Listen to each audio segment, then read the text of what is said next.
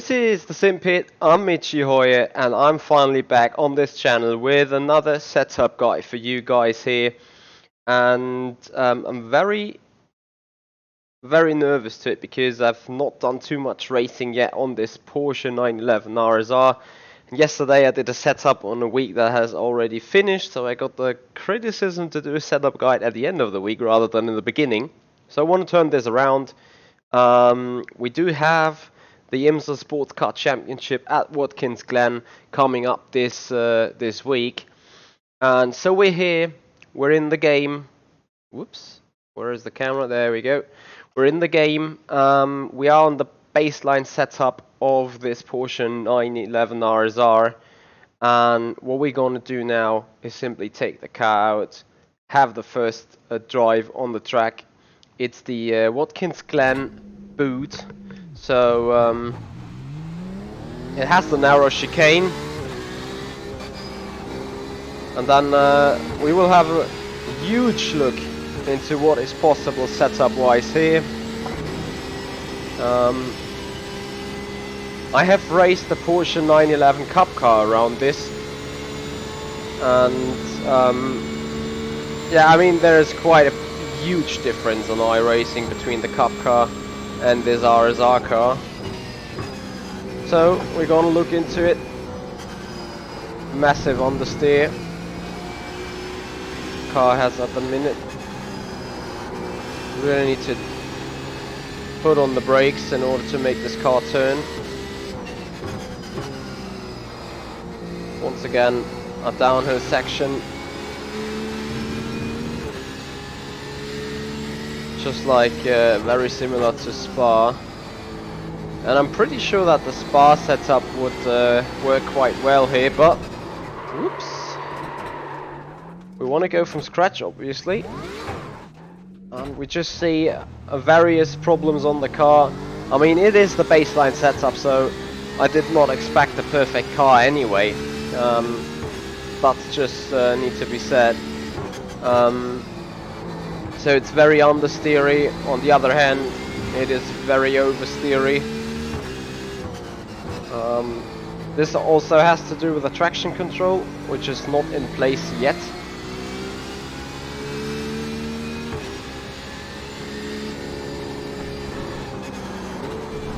Oops. Yo, Brendan. Oh, no need to send it. If you just watch me drive and watch this guide here, you're gonna be able to take the adjustments straight away to your car.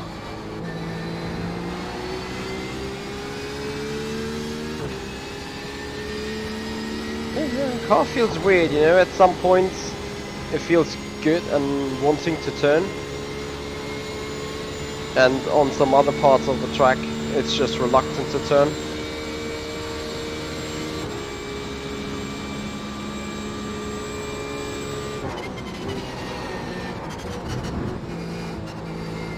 Like here, it is very reluctant to turn here.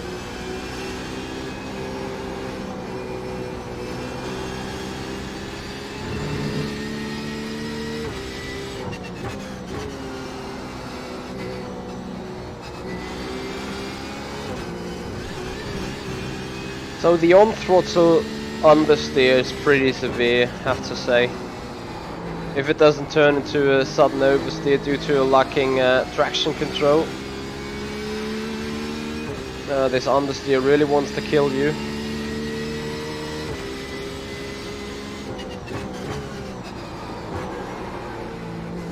Hey Jamal.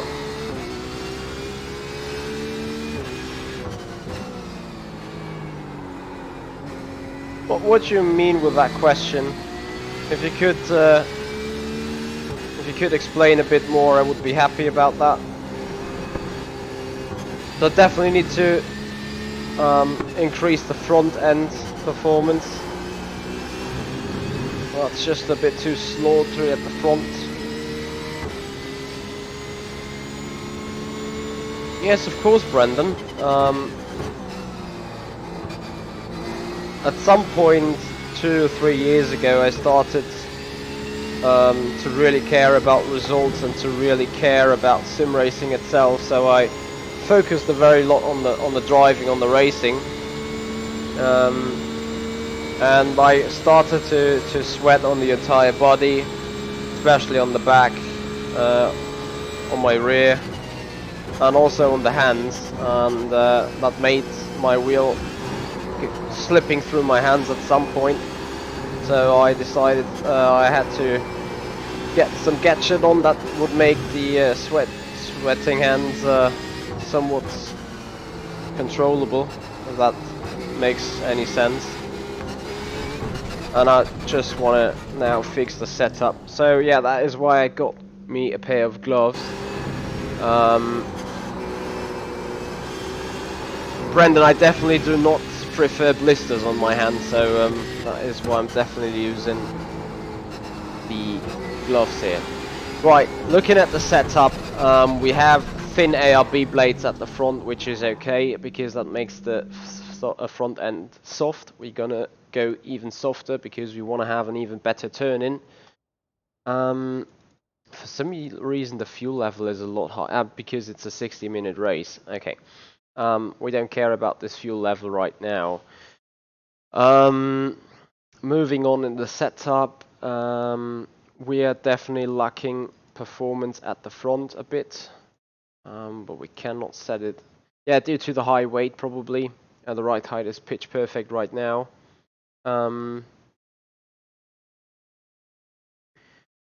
Jamal, to be fair, on this Porsche 911 RSR, the difference is not too much. Like maybe not the first, but definitely the second lap is when the tires are on temperature, and from that on, they simply stay within the range. All right, moving on in the setup. Because of the bad front end turning, we want to have the spring rate softer at the front. We also want to have... what are we gonna do with the rake? I think we can keep the rake where it is. In fact, we want to even lower it because of the big diffuser and the rear end of the Porsche.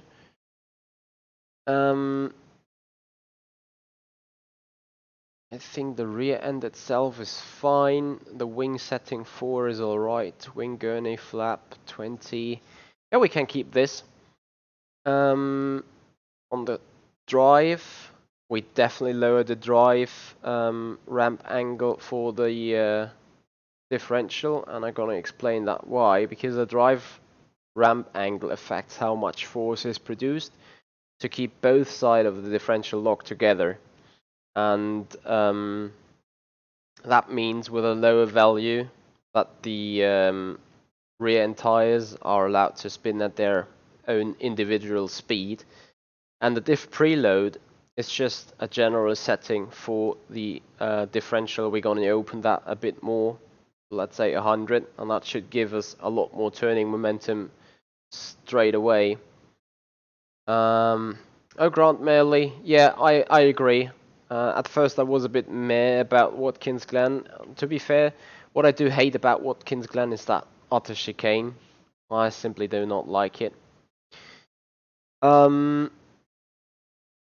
In order to get rid of this understeer on throttle, we wanna increase the low speed rebound damping in the rear end by 2 clicks at least, and we also want to increase the low speed damping by 1 click at the front. That should help us a lot on tail tech. Guess why? Exactly. Because of this little stuff here. Because we made the suspension softer, we need to adjust the front perch again. But yeah, we're looking at an optimal of 147.7 right now, with all the sectors validly done. And this time should drop a little bit straight away.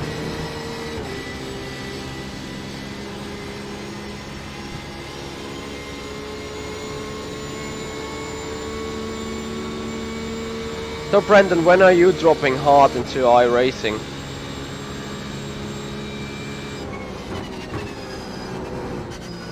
Oh, look at that. The car is a lot more aggressive on the rear end. You can see it because the time delta is turning green quite rapidly without the front end really starting to understeer.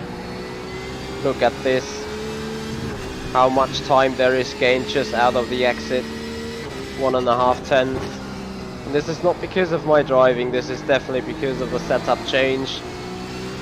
Car has a lot more turning momentum on throttle, logically.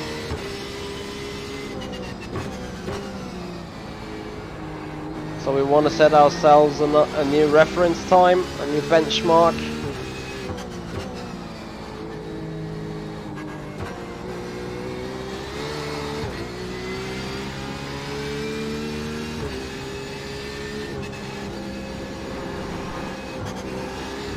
It's still not perfect here. Oh, it was a bad line though, through this penultimate corner.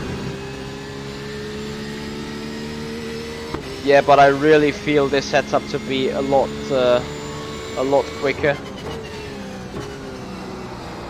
So Brendan, what are you aiming for iRacing wise?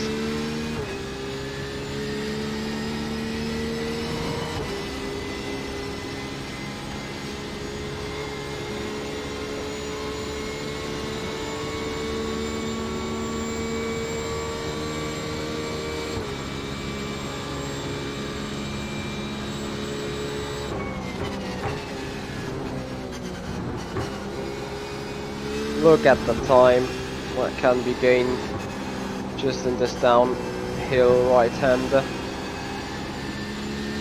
And the delta has already set itself up towards the optimal from our out lap, which is no biggie though. Just need to show that we can keep close to that.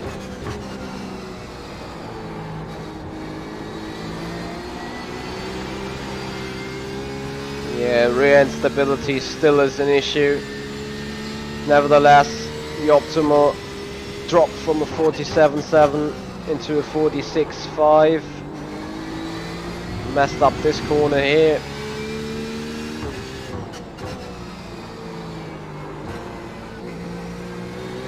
So I did with that here. Yeah, this elevation change always makes the rear end lose. And then you get lit up rear tires, and that is a real threat in this car. Once your rear tires are lit, they're gonna die very, very soon, and they lose all the grip all at once.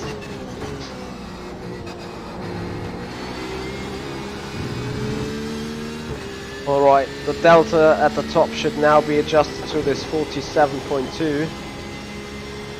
And yeah, well, you have a look what we can do.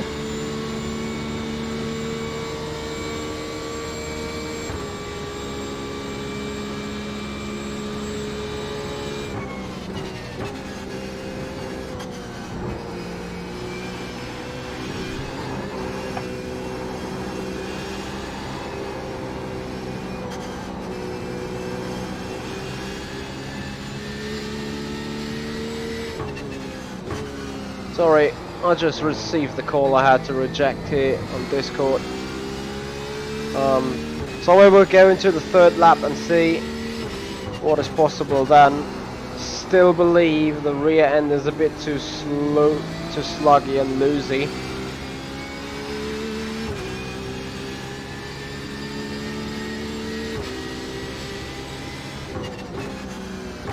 Have fun with that, Brandon. I think it would suit you because this LMP has an insane amount of downforce. It's incredible.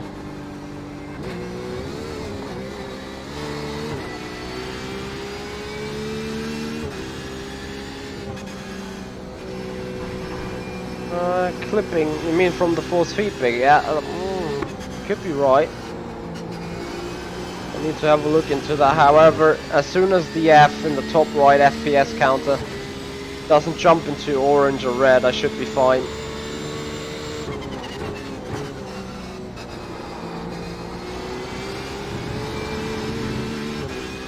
Yeah, rear end stability is an issue. So I'm already having some changes in mind that could help us there, and it's not the brake bias itself. Anyway, we keep pushing for that lap now.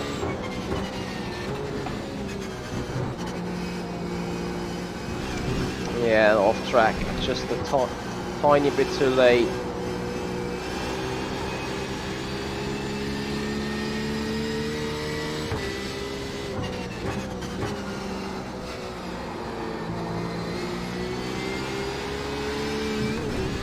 Yeah, alright, we're gonna fix the rear end first. Thank you Logically for helping here. Alright, in order to fix the rear end, we want to go 2 clicks up on the rear camber. Just gives a little more stability in the rear end. Also the toe in the rear should be a little bit more towards 0. We're gonna apply so we see what the changes are. Fair enough. Spring rate, we're gonna go a click softer. That should make the rear end much more stable. And because I think I have the problem mostly when going into the corner, we're gonna increase the diff. Something else that is bad is the gearing, so we take the short gear stack, because we're not maxing out at all on the standard one. And before touching the dampers even more, I just want to go with a B-blade 1-1. Still, it's a thick one in the rear end. We still need some turning momentum, but I think right now we should go even quicker than 46.473 in optimal. So I'm pretty sure we can put that down. Furthermore, especially with the new gearing now being adapted, that should give us more power overall, because the gearing is more accurate.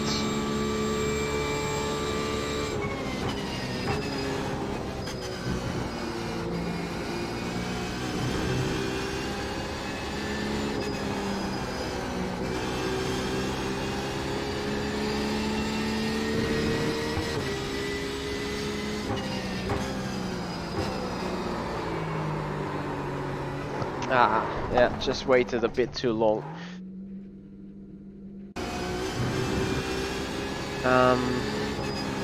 I keep it. I need to feel this car a little bit more, rather than just half an out lap to determine whether I just was too quick or whether the setup has an issue.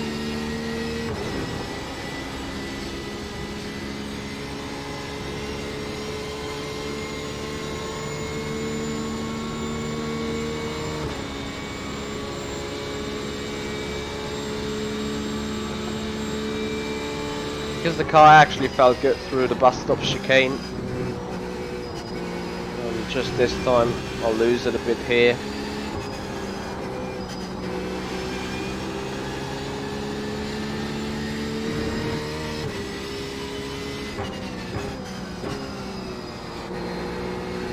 Yeah, I'm still losing it on the brakes. And this is because all the weight goes to the front. So I have a lot of 2 things in mind that could fix it.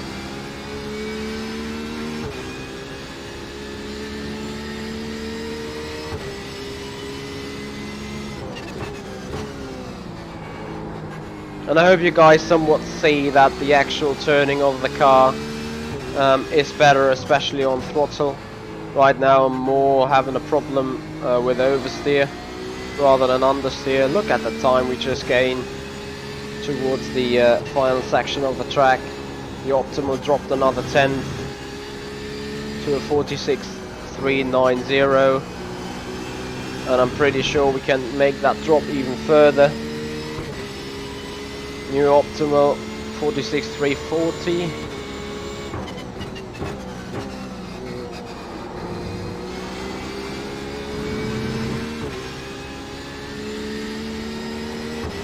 Now we do have a more efficient gearing up the hill. That should give us like some little bit of extra power. Let's see.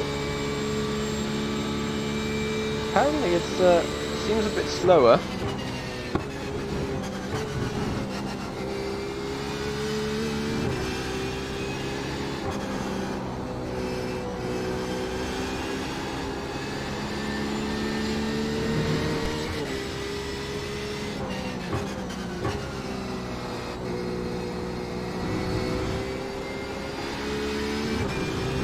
Bad line.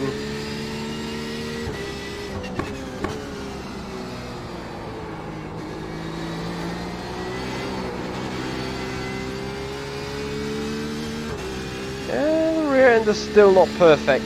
Still not where I wanted to have.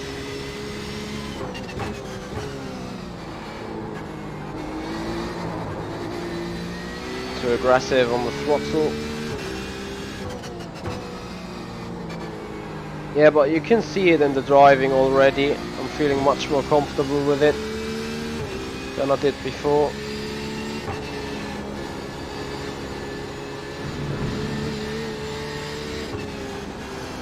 Pushing this car a fair bit more than in all the other laps. It's going to be an improvement on the personal time. 4 thousandths quicker in the final sector than on the optimal last sector so far.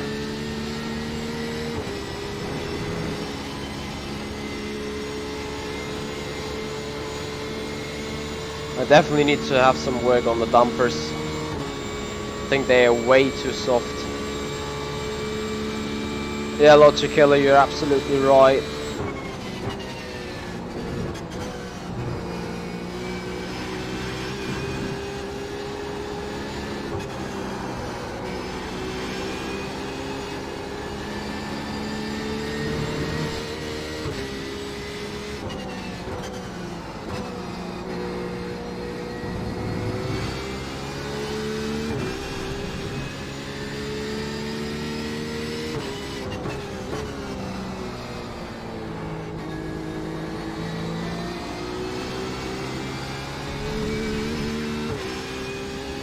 Another 10th on the optimal, more potential in the car still. Too late a bit on those brakes.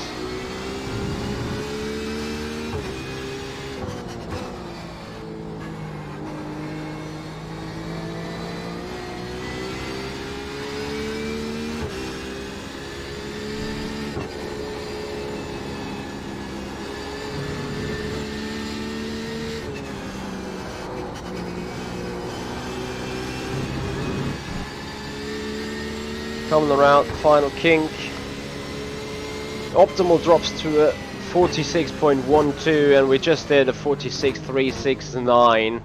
So we're just lacking a 2/10 towards the optimal.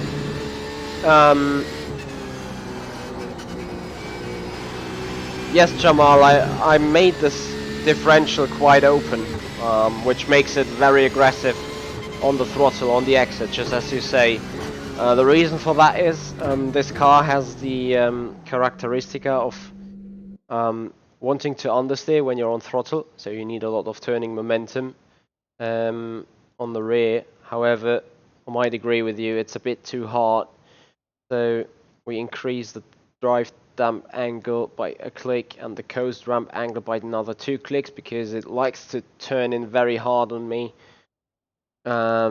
In the turn-in, and also 2 clicks more stiff on the preload. That should make the rear end a little bit smoother on throttle. But what is really happening me is the rear end suspension. I think it's way too soft on the dampers. There is way too much movement. So I want to go 2 clicks stiffer everywhere. Or make it even 3, because the problem also is located at the front. I want to make those 2 clicks stiffer as well, and then I want to fight this massive this massive rear end problem, and I will decrease the low speed compression dampening at the rear to make the weight come backwards more easily, because we need the weight at the back for the grip. And I want to further increase the low speed rebound damping in order to not let the weight slip too much towards the front. We want to have a softer low speed rebound damping, so as soon as we go on the throttle, the weight easily wants to come backwards. And then I think we can go like this, and I could either look like a complete muppet by not being able to match any of my times, or the car stability and everything is greatly increased and we're gonna smash everything. This is either way.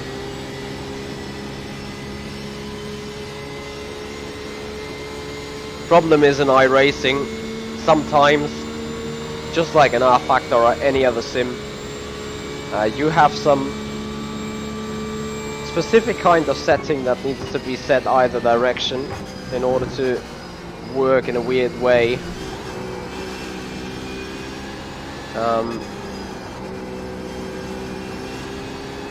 Just right now, not sure whether I feel that the understeer is back again in the car.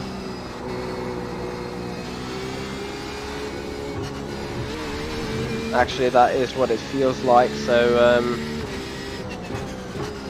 the rear end definitely feels more stable. Oops. Yeah, I lost it on the grass. But I'm not too sure whether the front end now is a big issue. But we're gonna soon find out.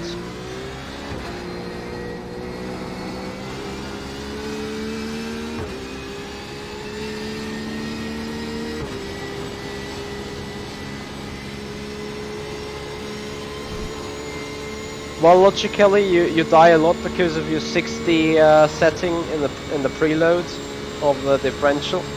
That could actually be a valid case.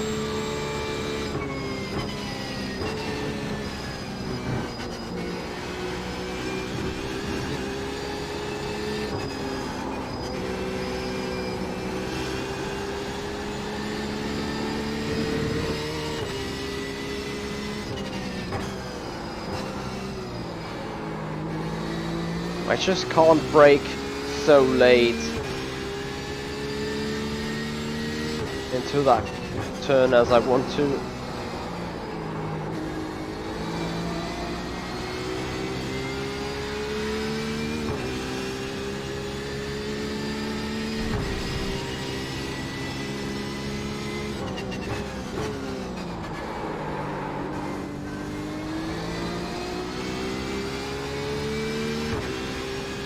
I mean, when stiffening the dampers at the front, it would make sense that you give away some turning momentum. But with that, obviously, you try to sacrifice the missing rear end grip. But we will see. We're now going to turn in 1 or 2 quick laps. And then it will become quite clear very soon what the problem is.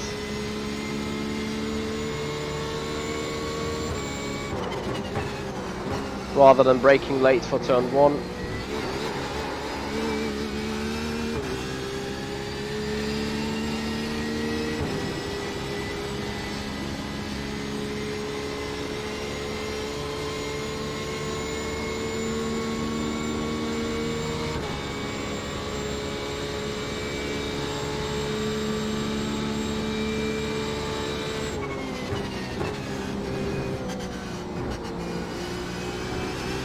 Feels better in the bus stop.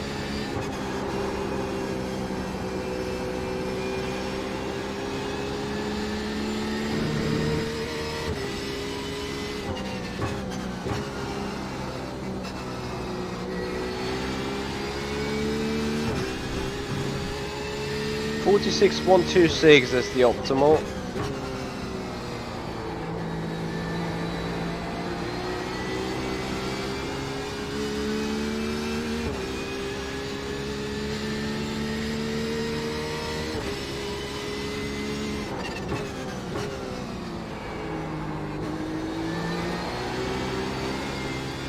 and it just dropped to a 46.0.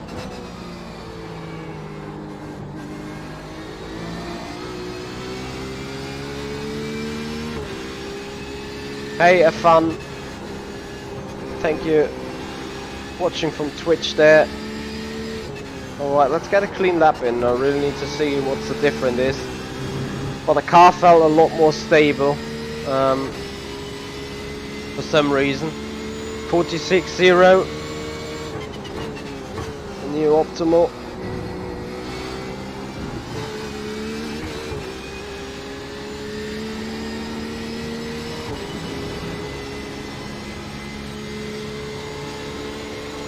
The delta still counting towards that 46.3. Alright Brendan, thank you for tuning in. Have a nice day as well.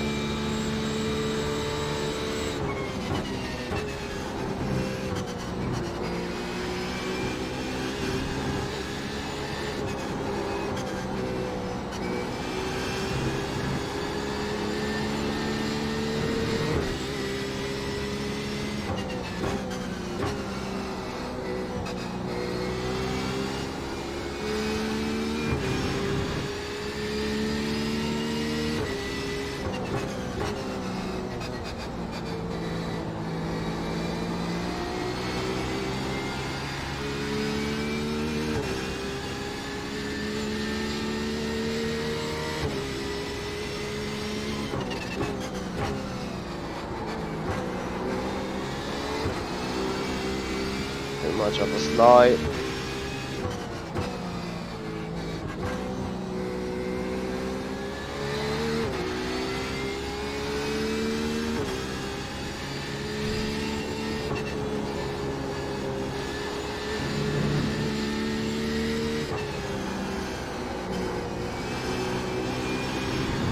Right, I would say the only real problem I do have, as we just, I mean it's an invalid lap time anyway, but we just missed it, a 46.39. The only problem I really have is the understeer in quick corners I have now.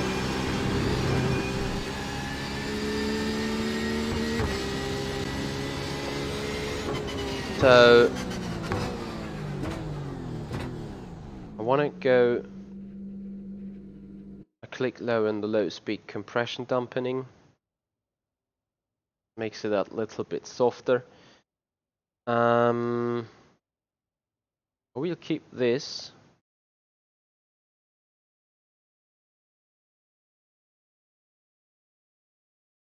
And it's a very bumpy surface, so maybe the compression damping should a little bit softer. Few clicks. Yeah, Jamal, the mid corner understeer is just killing me right there. This could also, I mean, I could do something about that with opening the differential a bit again. Last but not least, I want to turn on a bit more action of traction control, just to get that tiny little bit more assistance as we enter the final 10 minutes of this session. Because live after me will be the Simpit doing an interview with Captain James Kirk, Sportscaster from England, or from UK if I'm not mistaken. Had the pleasure to race in the EWTCR live launch event from Oscaro, where he was in the commentary booth. Meanwhile, he's also commentating on a regular basis for GPVWC Sim Racing and Formula Sim Racing. So yeah, I'm pretty happy that Sean and James got together, and I'm very interested in their talks and insights into sim racing. James is gonna give away to you guys, since he sees sim racing from a total different point of view as an e-caster. Definitely will be different to what I had.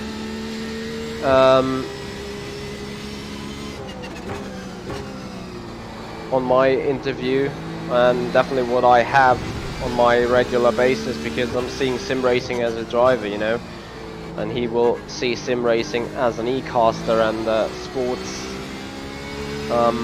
commentator. So I'm desperately waiting for this interview to take place and see what he has in mind. Alright, 146.2. Sorry.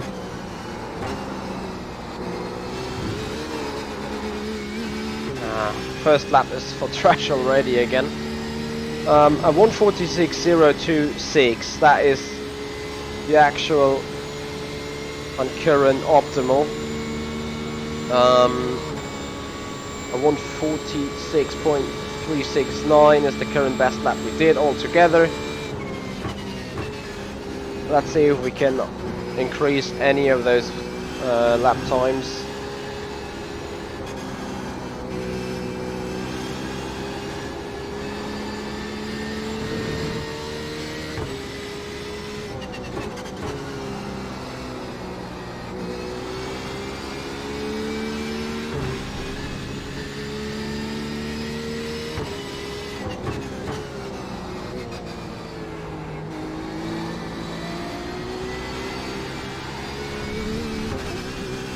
Sadly this is an off track, so the sector doesn't count anyway.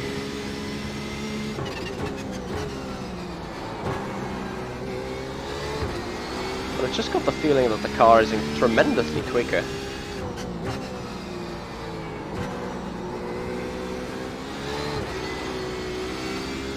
It's a bit more aggressive in the rear end again, but yeah, that is definitely what we wanted, didn't we? I would say that this mid-corner understeer has not entirely disappeared, but it definitely got better.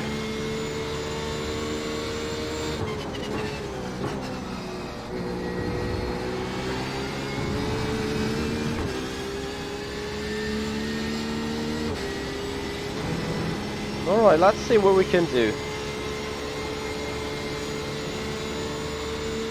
Optimal still at the 146.026. It's gonna be one of the final laps.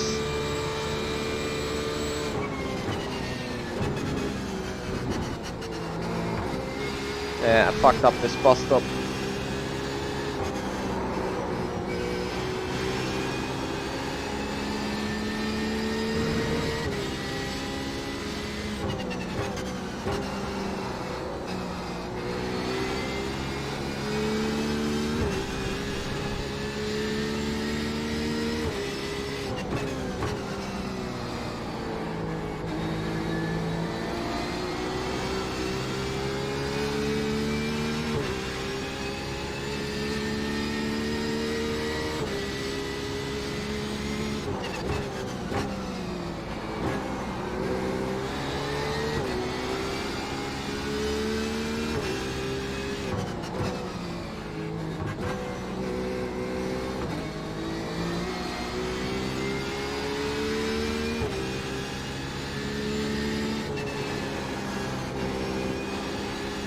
Oh. Yeah, the final section all was my bad. That could have been a lot quicker. Optimal dropped though, 145.960.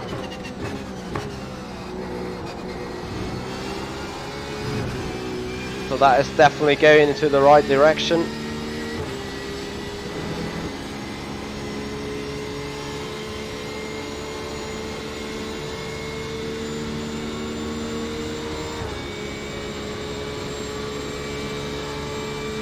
Yeah, I'm pretty happy with the brake balance, to be fair.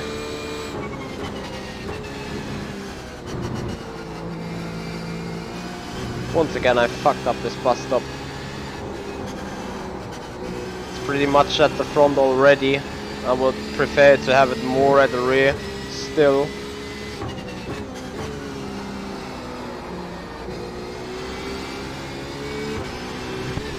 Oh, that was just bad.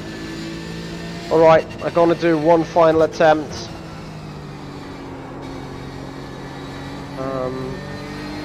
Before going off. Because Simpit is getting ready for this interview, coming up in 30 minutes, so stay tuned to get a very different and a very detailed insight view in the back scenes of sim racing and the general business.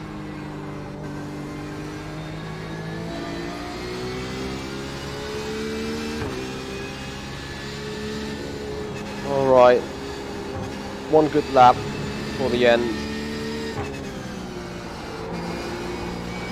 Usually I would say, how hard can it be? Bye, have fun.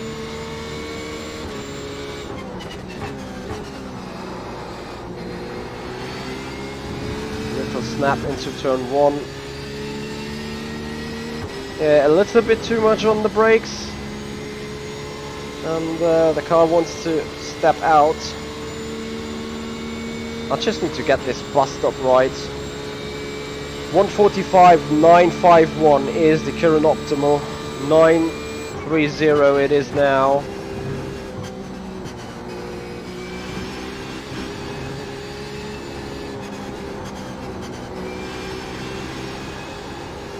Still a bit on the steer.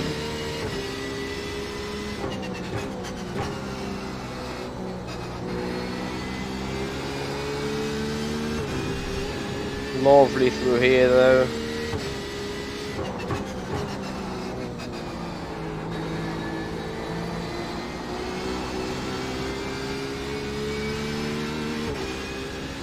Compromised the exit a lot though.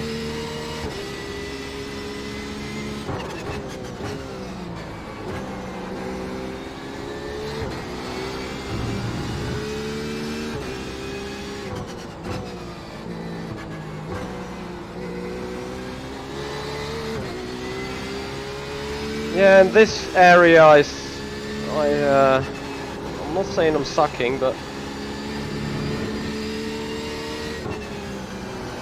I'm definitely lacking something. Oh, off track, invalid. Too bad, but I think, yeah, it would have been an optimal anyway. The setup is not perfect yet, but considering what we brought all together in the short time, that is good stuff.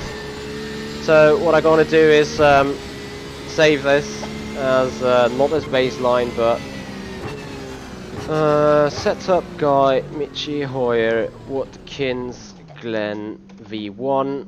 And if you guys want to have a go on this setup, just mail me at hoyermichi@avidchronicracing.com and I will pass it over. And just a quick thing in own favor. A lot of you guys also here on the Simpit asked for it, and we finally did it. Here is the official ACR Suckspeed gearing store. So if you're a fan of ACR Suckspeed, want to get your personal t-shirt, want to get your personal jacket in whatever color, can have it in yellow, can have it in red, can have it in black, whatsoever. Can get you your girlfriend or your wife a t-shirt. Can get you a big pullover. Can get yourself a shopping bag. Is that the shopping bag? No, it's the doormat. That looks nice, doesn't it? Definitely get some kind of doormat for myself. Can get a bag for your kids. So if you want to support the ACR Suckspeed guys, make sure to visit the shop shirty.com/en/ACR-Suckspeed.